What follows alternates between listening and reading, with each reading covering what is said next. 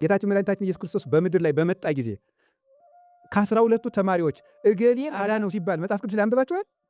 አለ የለም? በፍጹም የለም። 10 ሰዎች መጡ፣ 3 ሰዎች መጡ፣ ፈወሰ የለም። ተማሪዎቹን ያልፈወሳቸው ለምንድን ነው ሲባል እናንተ ከጤና በላይ የሆነ ጸጋ ነው የሚያስፈልጋችሁ። ጤና ተቀብሎ የሚሄድ ደካማ ሰው ነው እያላቸዋል። ይገርማል። እንጀራ አበላና የማቴዎስ ወንጌል ምዕራፍ 14 ቁጥር 22 ላይ እንጀራ አበላና ሲያበቃ ተማሪዎች ምንድን ያላቸው? ማዶ ቆዩኝ እናንተ አላቸው። ህዝቡን እስከማሰናበት እንጀራውን አበርክቶ አበላ እዚያ ቆይ። ሊቃውንቱ ነው ይተረጉሙታል። ማዶ ቆዩኝ እናንተ ያላቸው እናንተ በልቶ ሀጅ አይደላችሁም፣ ተናባች ተፈውሶ ሀጅ አይደላችሁም። እናንተ የማዶ ተስፋ ያላችሁ ናቸው። ማዶ ማለት የትኛው ነው? መንግስተ ሰማያት። የዚያኛው ዓለም ተስፈኞች ናችሁ። የዚያኛው ዓለም ባለጸጎች ናችሁ። እናንተ እዚህ ውስጥ አይደለም ዋጋችሁ። የእናንተ ዲናር አይደለም፣ የእናንተ ጤና አይደለም፣ የእናንተ ቤት አይደለም፣ የእናንተ እንጀራ አይደለም። እናንተ የማዶ ተጓዦች ናቸው። የሰማይ ባለ ሀገሮች ናቸው። ኢኮነ ነግደው ፈላሴ አላ ሰባ ሀገሪቶሙ ለቅዱሳን። እኛ ስደተኞች መጻተኞች አይደለንም። የቅዱሳን ሀገር ባለ ሀገሮች ነን። የእነሱ ሀገር ባለ ርስቶች ዜጎች ነን። የማን? የሰማይ። ክርስቲያን ያንን እያየ የሚጓዝ ነው። ብፁዕ ዘይህሊ በልቡ ዘበላይ ነው። አባታችን ሆይ በልስ እና ብለን ምንድን ነው ምንድነው? አያችሁ ትምህርታችን ርዕስ ምንድን ነው? የላይኛውን ምን የሚል ነው? የሚያስብ። የላይኛውን ማን? አባታችንም። አባታችንም በየት ያለ ነው? እግዚአብሔር በምድር አለ የለም? ለምንድን ነው ታዲያ በሰማይ የምትኖር በሉኝ የሚለን? ከፍ ብላችሁ አስቡ ለማለት ነው። እናንተ ወደ ላይ አስቡ እደጉ ለማለት ነው። እዚህ ትል ይመስል ምድር ለምድር አትርመስመስ ነው። ገባችሁ? ወደ ላይ መሄድ አለብን። የላይ ሐሳብ እንድናስብ ነው። እኛ ሀገራችን እግዚአብሔር በሰማይ የምትኖር ያያችሁ አባት ምንድን ያለ እዚህ ዮሐንስ ወንጌል ምዕራፍ 12 ቁጥር 24 ላይ ምንድን ያለ? ዘይፈቅድ ይትልአከኒ ለይትለወኒ፣ እኔን የሚያገለግለኝ ሰው ካለ እኔን ይከተል። ወዘሰ ተልእከኒ ይሄሉ አባሎ ከአነ፣ እኔን ያገለገለ ሰው እኔ ካለሁበት ይኖራል አለ። አባታችን ሆይ በሰማይ የምትኖር በሉ የሚለን ምን እያለን ይመስላችኋል? አባታችን ሆይ ልጅ የማንን ርስት ለሚኖረው? ያባቱን። አባታችን ሆይ በሰማይ የምትኖር በሉኝ ያለ። አባታችን ሆይ ብላችሁ መንግስት ትምጣ ማለት በሉ ማለት ይችል ነበር። በሰማይ የምትኖር በሉ ጨምሩበት ያለ ልጅ አባቱ ካለበት ነው የሚኖርና የሰማይ ባላገሮች ናችሁ እያለን እኮ ነው።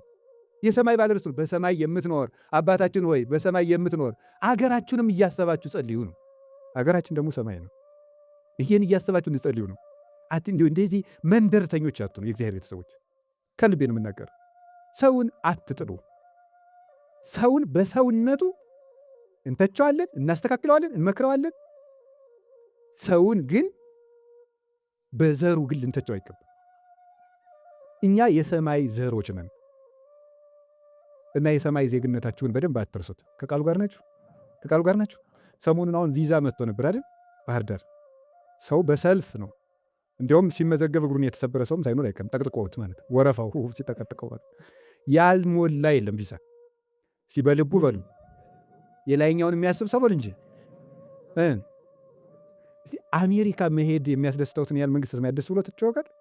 እንዴት አድርጎ ደስ እንዳለ የሚለው ሰው ማለት በስመ አብ ወወልድ ወመንፈስ ቅዱስ እንዴት ዋጋ እንደሚከፍል በጣሊያን አድርጎ በኬንያ ጣሊያን መጥሮ ወድ ነው በኬንያ አድርጎ በግብፅ አድርጎ በምን አድርጎ ቤተሰቡን አስበድሮ 2 ሚሊዮን ምናምን በአሜሪካ ለመሄድ በሜክሲኮ 1 ነጥብ ምናምን ከፍሎ ሜክሲኮ ሄዶ ደግሞ አይ በኢትዮጵያ ውስጥ የፖለቲካ ችግር አለብኝ ብሎ መከራውን አይቶ ለዚህ ዜግነት እኮ ነው። አንድ እንደ ትራምፕ ያለ ሰው ሲመጣ መልሶ ውጣ ለሚልህ ነገር ማለት ነው። መልሶ ውጣ የሚል አንድ ሰው እኮ ነው። የዚህ ሀገር የዚህ ምድር ዜግነት እኮ እንደ ሰዎች ደግነት እኮ ነው። በህግ ሲፈቀድልህ በህግ ያስወጣል። አሜሪካም እኮ አይታወቅም። አንድ ቀን ሰብስባ ውጣልኝ እዚህ አፍሪካው የሆንኩ ልትል ትችል ይሆነ። የሰማዩ ነው ጎበዝ የሚያወጣል። የላይኛውን ግን የሚነካብን የለም። ፖለቲከኛ አይቀየር ሲጀመር ፖለቲካ የለ። ተመስገን። እውነት ፖለቲካ ቢኖር በሰማይ እንዴት ልንሆን ኖሯል? እንዴ ፖለቲካ የለ፣ ፓርቲ የለ፣ ፓርላማ የለ፣ ምናምን የለ፣ የፖለቲካ ማኒፌስቶ የለ፣ ምርጫ ቅስቀሳ የለ፣ አሽሙር የለ፣ ነገር የለ፣ አክቲቪስት የለ። በሰማይ ሰላም ብቻ፣ አድሎ የሌለበት ዳኝነት ያለ ወደ እግዚአብሔር። ያንን የሚያስብ ሰው ንዑድ ክቡር ነው። መቼ መከራ ውስጡ ነው። እስቲ መከራ ውስጡ ነው በሉ። አቤት በዚህ ሰዓት አሁን በጣም ብዙ ሰው የሚቸገረው ይሄ ነው። ሕፃናት እየሞቱ እግዚአብሔር የት ሄዶ ነው? ነፍሰ ጡሮች እየታረዱ እግዚአብሔር የት ሄዶ ነው የሚል ፈተና ይመጣባቸዋል። ግን እግዚአብሔር እሱ የሚያውቀውን ያውቃል ማለት ነው። ሕፃናትንም በጊዜ የሚሸክፋቸው እንደውም ጥሩጥሮችን ነው ማለት ነው። አትክልት በሁለት ምክንያት ይነቀላል። እውነት ሐሰት? በምንና በምን? እንዲያፈራና ሳያፈራ ሲቀር አይደል? እንዲያፈራ ለምሳሌ ችግኝ አለ አይደል? አንድ ላይ የተሰበሰበው ነው እንነቅለዋለን። ለምን? ይህ ተሰብስቦ ስለማያፈራ የሚያፈራበት ቦታ ራሱን አስችልን ለመትከል ማለት ነው። ስለዚህ እግዚአብሔር ሰው የእግዚአብሔር አትክልት ነው አይደለም? ስለዚህ ሕፃናትንም ደጋጎቹን ወስዶ መንግሥተ ሰማያን ለመትከል ይነቅላቸዋል። ለመትከል አትክልቶቹ ናቸው። የማያፈራውንም ደግሞ ይነቅለዋል። እግዚአብሔር ስራው ሁሉ መልካም ነው። የሰማዩን ሐሳባችሁን ሰማያዊ ያድርጉት። እኔ እውነቴን ነው። ስትማሩ አሁን እዚህ ተማሪዎችም አላቸው፣ ዩኒቨርሲቲ ተማሪዎች። የላይኛውን የሚያስሰው ምንድን ነው ርዕሳችን? አቤት ብፁዕ ነው። ስትማሩ አሁን የላይኛውንም ጭምር እየተማራችሁ ተማሩ ነው። የላይኛውንም ጭምር በጣም እኮ አስቸጋሪ ነው። በምንድን ላይ በመንገድ ላይ ይወደቃል የሚላለ እዚያ ማቴዎስ 13 ላይ በምን ላይ አቤት እና የመንገድ የሚባለው እኔ ሳስበው ዩኒቨርሲቲ የተመረቀ ሰው ነው ሳስበው። ምንድን ነው መሰላችሁ? መንገድ ማለት በብዙ እግር የተረገጠ መሬት ነው አይደል? በብዙ እግር የተረገጠ ነው እና በቀላል ይቆፈራል አይቆፈርም? እና ብዙ አይዲዮሎጂ የረገጠው ሰው በቀላል አይቆፈርም ማለት ነው። በጣም ብዙ የረገጠው ማለት ዳርዊን ሲረግጥህ፣ አርስቶትል ሲረግጥህ፣ ሶቅራጥስ ሲረግጥህ፣ ላማርክ ሲረግጥህ፣ አልበርት አንስታይን ሲረግጥህ፣ እንትና ማነው የሚባለው ደግሞ ጅሉ እብዱ ሳይንቲስት ማን ነው? አንድ አለ በጣም ጅል ኦሾም ጥሩ እሱም ሲረግጥህ፣ ደግሞ ሌላም አለ አንድ ይሁን ትዝ ላይ ይነግራቸዋል። ያ ሲረግጠው መንገዱ ነው አለ። ይህን በምን መዶሻ እንቆፍ? ሰው እኮ ዲግሪ ከያዘ በኋላ አልሰማም የሚል ለዚህ ነው። መንገዱ ነው አለ። አያችሁ፣ ተረግጦ ተጠቅጥቆ በቃ በምን ያስገባ? በድንቁርና ማለት ነው። አደገኛ ነገር እኮ ነው። እውነቴን ነው እነግራቸዋለሁ። ብዙ ግር ረግጧቸዋል። አየህ፣ ምንም እኮ አንድ መድኃኒት የማትፈልስፍበትን ኬሚስትሪ ሸምድደ አንድ የራስ ምታት አላመጣችሁም እስከዚያ ድረስ ምናምን ጠብ ያላለ ነገር ሂሳብ ሎግ ነው ምናምን ሸምድደ ለኢትዮጵያ ሕዝብ ቆጠራ እንኳን የማይጠቅም ኦርቶዶክሳውያን እንኳን መቁጠር ያልቻልንበት መከራ ያን ሁሉ ተጠቅጥቀ ኋላ ምን ይብሳ? ትምህርት አይሰማ ምንድን ነው የሚለው እያልክ ዘብልን ትፈጃለህ ማለት ነው። አጉል ኩራት ማለት ነው። የድፍድፍ ኩራቱ ውሃ እስኪገባው ነው።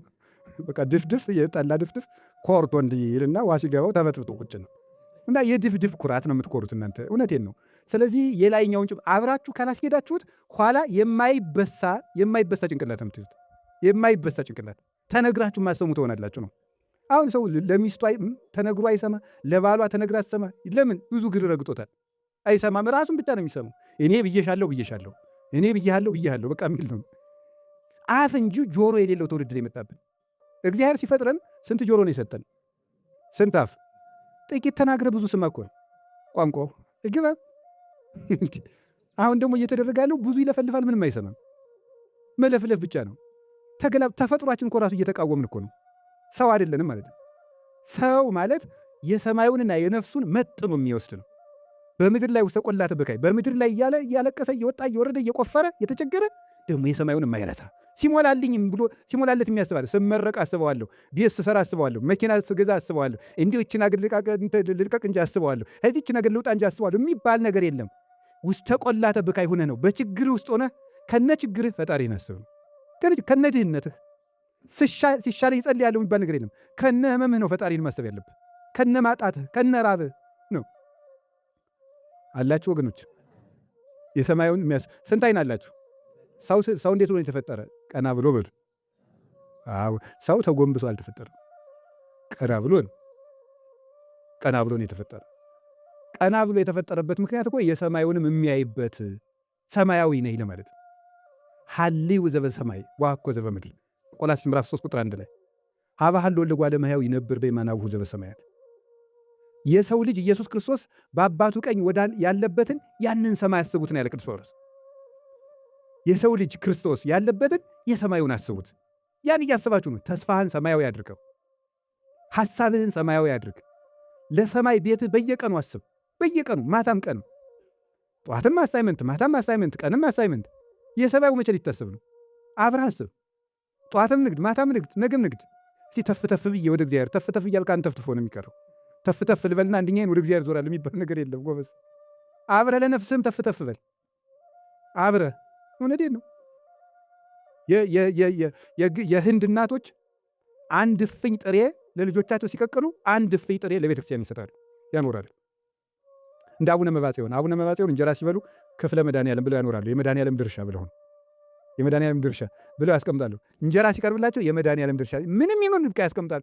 መድኃኒዓለም ደግሞ በዕለቱ እንግዳ ይልክላቸዋል፣ ያችን የሚበላ ማለት ነው። ስለዚህ እስቲ ክፍለ መድኃኒዓለም በሉ። ትርጉሙ ምንድን ነው? የመድኃኒዓለም ድርሻ በሉ። ድገሙን። የማን ድርሻ? ድገሙ። የመድኃኒዓለም ድርሻ በሉ። ስለዚህ ከምንበለው የማን ድርሻ? ከእንቅልፋችንም ማን ማግኘት አለበት? የመድኃኒዓለም ድርሻ መኖር አለበት። ከእንቅልፋችን ድርሳን መባጽዮን ላይ ያለላችሁ ክፍለ መድኃኒዓለም ይላሉ እሳቸው። ከእንቅልፍህም ለመድኃኒዓለም ድርሻ ሊኖረው ይገባል። ከረፍትህ ከምታነቡበት ጊዜ 10 ደቂቃ 20 ደቂቃ ለእግዚአብሔር ድርሻ ሊሰጠው ይገባል። አስራት ማውጣት አለብን። አጠራቅሞ 500 ብር 500 ሺህ ብር መስጠት አይደለም። መስጠት የሚገባው ከጊዜህ፣ ከጉልበትህ፣ ከሐሳብህ እግዚአብሔር ማሰብ። ስትተኛ እግዚአብሔር የሚል ሐሳብ እንኳን ማሰብ እና የሰማዩን አስቡ አላችሁ። የምድሩ ሲያልቅ የሚቀራችሁ የሰማዩ ነው፣ የሚደርስላችሁ የሰማዩ ነው። እና ሰው ሁነን የተፈጠርንበት ዓላማ ራሱ ሰማያዊነት ነው። ሰው ሁለት ተፈጥሮዎችን አቀናጅቶ የያዘ ነው አይደል? ምንና ምን ነው? መላክነትና ምንነት ነው? እንስሳነት። ከዚያ መላክነትና እንስሳነትን አንድ አድርጎ መያዝ ሰውነት ይባላል። መላክነትና ምን? መላክነት በሉ። ከዚያስ እንስሳነት። መብላት ምንድን ነው? አቤት። እሺ፣ አለመብላት ምንድን ነው? ስለዚህ ሰው ዝም ብሎ ባይበላ ምን ይሆናል? መላክ ብቻ ነበር የሚሆነው አይደል? ዝም ብሎ ቢበላስ ምን ይሆናል? ስለዚህ መላክ ብቻ ስላላደለ ጥቂት ጥቂት ምን ያደርጋል? ይበላል። እንስሳ ብቻ ስላደረገ ደግሞ ምን ያደርጋል? ይጾማል። ስለዚህ ሰው መላካዊ ጠባዩና እንስሳዊ ጠባዩን ጠብቆ ይሄዳል። ሰውነት ማለት መላካዊነትና እንስሳዊነት ማለት ሁለቱን አዋህዶ መያዝ፣ የእነዚህ ቅንጅት ሰውነት ይባላል። መላክነት ብቻ ዝም ብሎ አለመብላት ነው። እንስሳነት ብቻ ዝም ብሎ መብላት ነው። ሰውነት ግን መብላትም አለመብላትም ነው። ለእንስሳዊ ስጋ ትበላለህ፣ ለመላካዊ ስጋ ለመላካዊ አካልህ ትጾማለህ። ለእንስሳዊ አካልህ ትማርለታለህ፣ ዘመኑ ትማራለህ። ባዮሎጂውን፣ ሳይኮሎጂውን፣ ጂኦግራፊውን ሁሉን ትማራለህ። ሂሳቡን ምኑን ትማራለህ፣ ቋንቋውን ትማራለህ። ለመንፈሳዊ ደግሞ ለመላካዊ ተፈጥሮ መጽሐፍ ቅዱስ ትማራለህ፣ ታነባለህ። ለዚያኛው እንደምታጠና ለዚህ ማጥና፣ እኩል አጥኑ። ደቂቃ የጥናት ጊዜ ስታወጡ ለነፍሳችሁ ማውጣት አለባችሁ። ምክንያቱም ሰው ነህ ነው። ሰው ስለሆንክ ለሰውነት ማቀድ አለብህ ነው። አጠቃላይ ስትማሩት የምትኖሩት ትምህርት የመብል ትምህርት ነው። ሌላ ምን አለ? ምናምን ፒኤችዲ እኩል ይሆናል መብል ነው። ሌላ ምን አለ? ሌላ ምን? አንድ ባለሙያ ባለፈው ሲነግረኝ ነበር። በዓለም ላይ ከሚመረተው ምርት ሁሉ ለምግብ የሚውለው 10% ብቻ ነው። አይገርማችሁ? በዓለም ላይ ከሚደከመው ድክም 10% ለምግብ ይውላል። ሌላው ለኮስሞቲክስ እና ለጦር መሳሪያ ምርት ነው የሚውለው ማለት ነው። መክሰር አይደለም። ለፍተህ በልተህ ትሞታለህ። ሌላ ምን ታደርጋለህ? በላ የምናምን ምርምር አላፊ ምንድን የምትሆነው? በልተህ ትሞታለህ። በቃ የሰማዩን አስብ ጓዴ። ያ ነው የሚጠቅም። የሰማዩን ጭምር እያሰባችሁ ተማሩ። መማሩ ባልጎዳ ግን ነፍስን ትቶ መማር ግን ትክክል አይደለም። ነፍስን ትቶ መማር፣ ነፍስን ትቶ ማጥናት፣ ነፍስን ትቶ ማደግ፣ ነፍስን ትቶ መሾም፣ ነፍስን ትቶ ሀብታም መሆን ባልጎዳ፣ ነፍስን ትቶ ሀብታም መሆን ግን ይጎዳል። ነፍስን ትቶ መሆን እኩል ነው። አብረህ መሄድ ያለብህ አላችሁ፣ ዘመዶቼ አላችሁ። ስለዚህ ሁለቱ ባህሪያችሁ እንዳይጎዳ ነው። ባህሪ ኔቸሪቲያችሁ እንዳይጎዳ። የምሬ ነው። ይሄ የቆመው ነገራችሁ ይጎዳል። ሰው ሁለት ኮምፖነንት ነው ያለው ነው። ስጋና ምንድን ነው? ነፍስ አለው። ስለዚህ ስጋህን ስትጠቅም ነፍስን አትጉዳት ነው። ሰው እንድትሆን የሰማዩን የሚያስብ ሰው ለምድሩ እንደሚቆፍርለት ለሰማዩ የሚቆፍር፣ ለምድሩ እንደሚለፋለት የሚለፋ፣ ለምድሩ እንደሚማርለት ለሰማዩ የሚማርለት፣ ለምድሩ እንደሚነግድለት ለነፍሱ የሚነግድለት እሱ ሰው ንዑድ ክቡር ነው። እንዲህ ያደረገ ሰው ምን ይሆናል? በእግዚአብሔር ቤት ይኖራል። እስመ መምህረ ሕጊሁ በረከተ። እንዲህ ላለ ሰው እግዚአብሔር የሕግ መምህር ይሾምለታል። ሕግ የሚያከብር ዳኛ ይሾምለታል።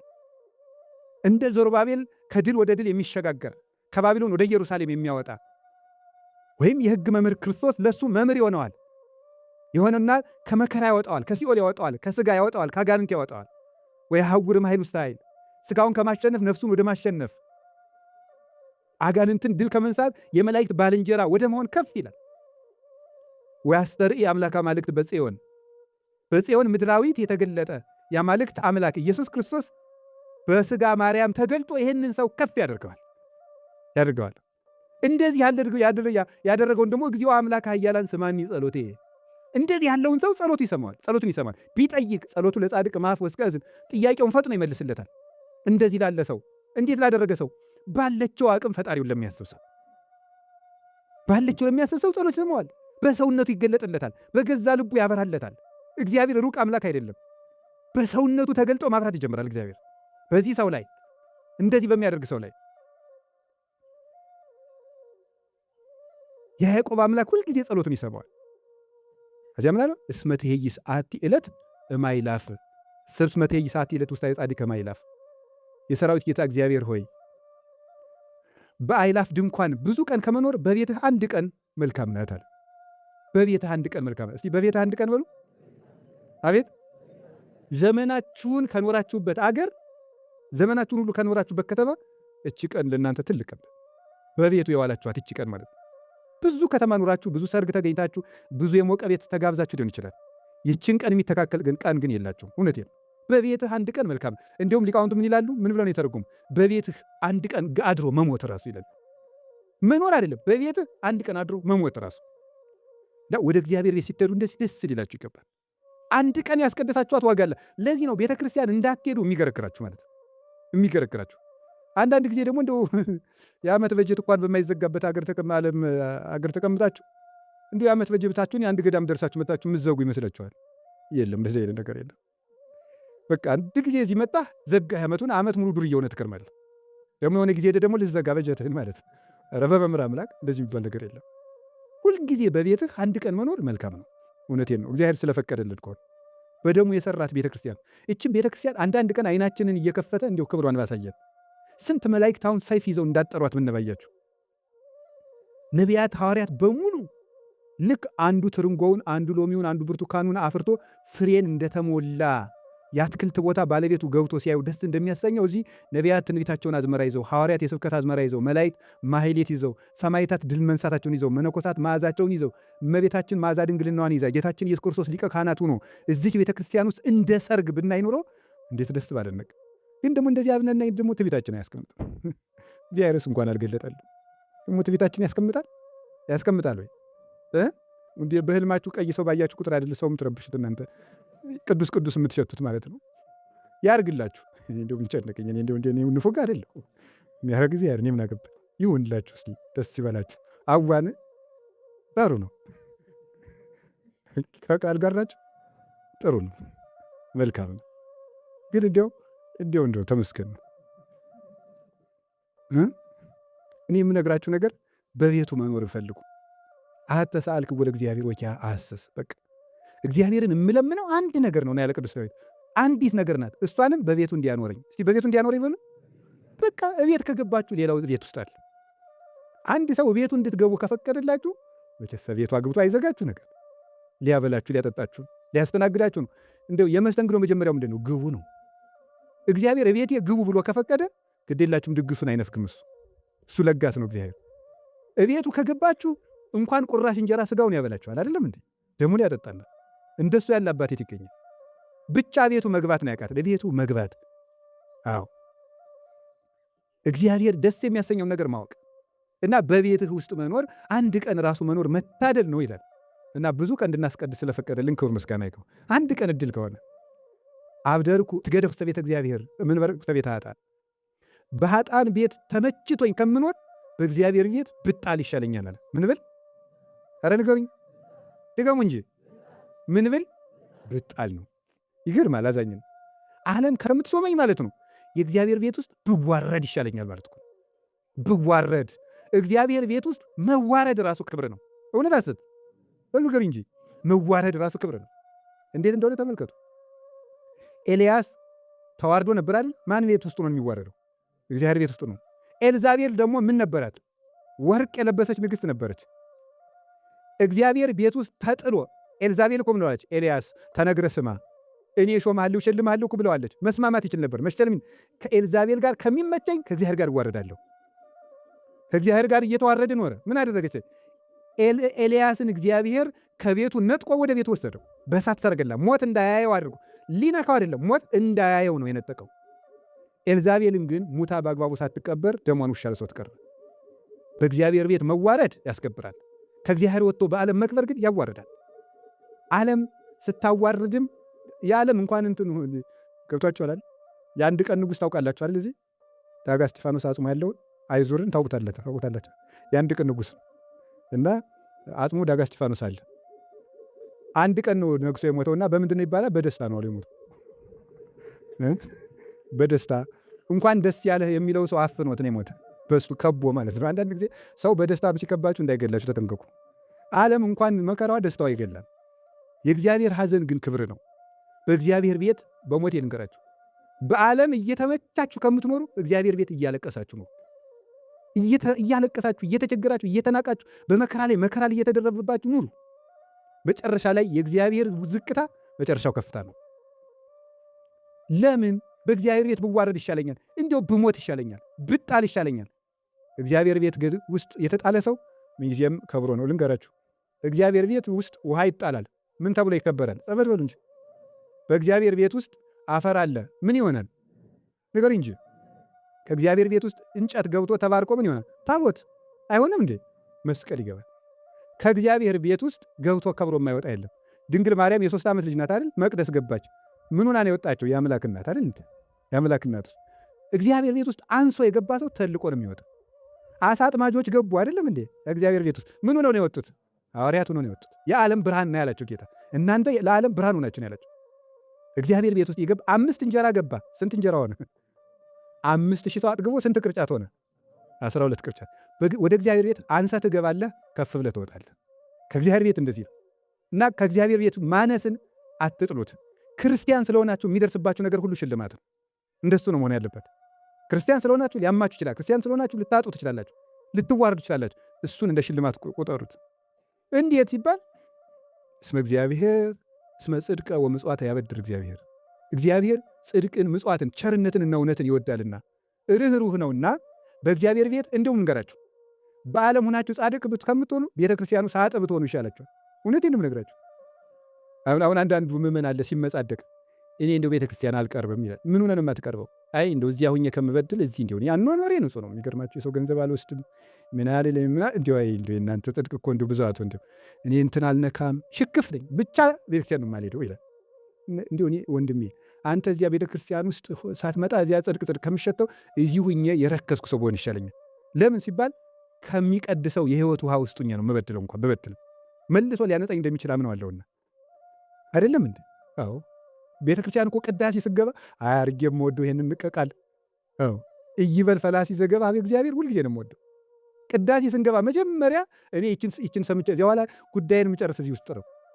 ቅዳሴ ስገባ ሰላም እምነበ ቅዱስ ቤተክርስቲያን ወይ እናታችን ቤተክርስቲያን ሰላምታ ላንቺ ይገባልና መጨረሻ ላይ እንደሚላችሁ ወደ እግዚአብሔር የመጣ ስደተኛ ሰው እግዚአብሔር ለይቶ ይሰደኛል አይበል ይላል። የኃጢአተኛ ስደተኛ ቤተክርስቲያን ቅዳሴ ሲገባ ቅዳሴ ውስጥ መጀመሪያ ተስፋ ይዘን ነው ማስቀደስ ያለብን። እኔ ኃጢአተኛ ነኝ፣ እኔ እንዲህ ያለው ነኝና እግዚአብሔር ከዚህ ቅዳሴ ይለየኛል አይበል። አዎ ወደ እግዚአብሔር የገባ ሰው ተመልሶ አይወጣም፣ ተስፋቶ አይወጣም። እውር ይመጣል፣ ዓይን አይቶ ይመለሳል። አልጋ ላይ ሆኖ ገብቶ አልጋውን ተሸክሞ ይዘላል። ከክርስቶስ ቤት ዲዳ ሆነህ ትገባለህ፣ አካላዊ ቃል አናግሮ ትወጣለህ።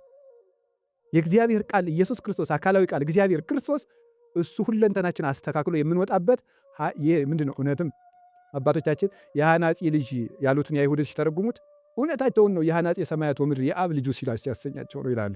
ሐናጺ ሰማያት ወምድር ሰማይና ምድርን ያነጸ የማን ልጅ ማለት ነው? የአብ ልጅ ሲያሰኛቸው ነው። በጥፊ ብሎ ፊታቸውን መንፈስ ቅዱስ ነው። በጥፊ በዱላ አይደለም። መንፈስ ቅዱስ ጸፍቶ እውነትም የሐናጺ ልጅ የማን? የአብ ልጅ። ስለዚህ እንግዲያስ አብ ወልድ መንፈስ ቅዱስ ሐናጺ ነው። ሐናጺ ጠማማውን እንጨት እየተቀበለ ያስተካክል እንዴ? ጠማሞቹን እኛን ከቤቱ እያስተካከለ ጥሩ እንጨት የሚያደርገን ክርስቶስ ነው። ስለዚህ እዚህ ውስጥ ገብተን እንስተካከለ። የጴጥሮስ ጥርጥሩ የተስተካከለለት፣ የጳውሎስ ማሳደዱ የተስተካከለለት፣ ተስተካክሎ የቀናለት፣ የዘካርያስ መጠራጠር የተቃናበት የሐናጺ ቦታ ቤተክርስቲያን ናት። እና ይህንን ማሰብ እንዲህ ለሚያደርግ ሰው እግዚአብሔር በጎ ነገር ያደርጋል። እግዚአብሔር ይሁ ክብረው ሞገሰ። እንዲህ ለሚያደርግ ሰው እግዚአብሔር ክብር ይሰጠዋል፣ ሞገስ ይሰጠዋል። እግዚአብሔር እያስተጸንሶሙን በረከቱ ለላህውሩ በይዋሃት ቅድስና፣ ንጽህና፣ ብቃት ባይኖራቸው ቅንነትን ይዘው ሕጉን ጠብቀው ቤተክርስቲያን መቅደሱ ስለሚኖሩ ሰዎች እግዚአብሔር በረከተ ሥጋ በረከተ ነፍስ ነስቶ አያስቸግራቸውም። እና እግዚኦ አምላክ ኃያላን ብፁዕ ዘተወከለ ኪያከ፣ የኃያላን መላእክት ፈጣሪ እግዚአብሔር ሆይ በአንተ ያመነ ሰው ንዑድ ክቡር ነው ማለት እንዲህ በምታደርግ በአንተ ያመነ ሰው ንዑድ ክቡር ነው። እስቲ እንዲህ በምታደርግ በሉ። በአንተ ያመነ ሰው ምንድን ነው? ንዑድ ክቡር ነው፣ የታደለ እድለኛ ነው። እንዲህ የምታደርግ መራራት የምታውቅ፣ ማክበር የምታውቅ፣ ማሞገስ የምታውቅ፣ ማጽደቅ የምታውቅ፣ ልጅ ማሳደግ የሚያውቅ እግዚአብሔር ማክበር የሚያውቅ፣ መታገስ የሚያውቅ፣ መስጠት የሚያውቅ፣ መራራት ገንዘቡ የሆነ እንዲህ በምታደርግ በአንተ ያመነ ሰው የኃያላን አምላክ ወይ ንዑድ ክቡር ነው። የምናመልከው አምላክ የሚታገሰንም ነው፣ የሚወደንም ነው፣ የሚሰጠንም ነው፣ የሚራራልን፣ የሚችለን፣ የሚያሳድገን ነው። እንዲህ ያለውን ክርስቶስን በጸሎት አስቡት። በጸሎት አስቡት ማለት ጸልዩ ማለት በጾም አስቡት፣ እየጾማችሁ አስቡት፣ በገንዘብ አስቡት፣ ቤተክርስቲያን በማክበር በእውቀት አስቡት፣ በስጋችሁ አስቡት፣ በመኝታችሁ አስቡት፣ በውሏችሁ አስቡት። ሀገራችን በሰማይ ነው እያላችሁ ኑሩ እና ሰማያዊ ሐሳብ ይኖራችሁ። የኃያላን አምላክ እግዚአብሔር እንዲያደርጋችሁ እንደሆነ በእሱ ማመን መታደል ነው። እውነት አይደለም? አዎ እንደ ሙሴ ከበግ ጠባቂነት አንስቶ የ600 ሺህ ሕዝብ መሪ ያደርግሃል። እንደ ዳዊት በግ ከምትጠበቅበት አንስቶ በጠጠር የምታሸንፍ ያደርግሃል። እንደ ኤልያስ በእሳት ሰረገላ ይነድቅሃል። እንደ ኤልሳ በጨው መራራ እንድታጣፍጥ ያደርግሃል። እንደ ዕዝራ ጾመህ እውቀት ይገልጽልሃል። እንደ ጴጥሮስ አሳ ታጠምድ የነበረውን ሰው አጥማጅ ያደርግሃል። የወንጌል ገበሬ ያደርግሃል። እንደ ጳውሎስ አሳዳጅ ከነበርክ መልሶ ዝኳዘ ትካት ይሰድድ ወይዜ ይሰብክ፣ ትናንት የምታሳድደው ነገ ለወንጌል የምትሞት ያደርግሃል። ደም እየፈሰሳት መጣ፣ ደሞ አድርቆላት ትመለሳለች ወደ ክርስቶስ። ሰው የተራበ ሆዱን ይዞ መጥቶ በ5 እንጀራ ጠግቦ ይመለሳል ወደ ክርስቶስ። የአራት ቀን ሬሳ ድምፁን የሰማ እንደሆነ መቃብር ፈንቅሎ ይነሳል። እንዲህ በምታደርግ ክርስቶስ ሆይ የኃያላን አምላክ የሰራዊት ጌታ ክርስቶስ ሆይ እንዲህ በምታደርግ በአንተ የሚያመልኩ ክርስቲያኖች ንዑዳን ክቡራን ናቸው። ለእኛ ክርስትና ክብራችን፣ ሞገሳችን፣ ጌጣችን፣ እድላችንም ነው። እግዚአብሔር ክርስቲያን ስላደረገን ክብር ምስጋና ይግባው። ይቆየን። ወስብሐት ለእግዚአብሔር።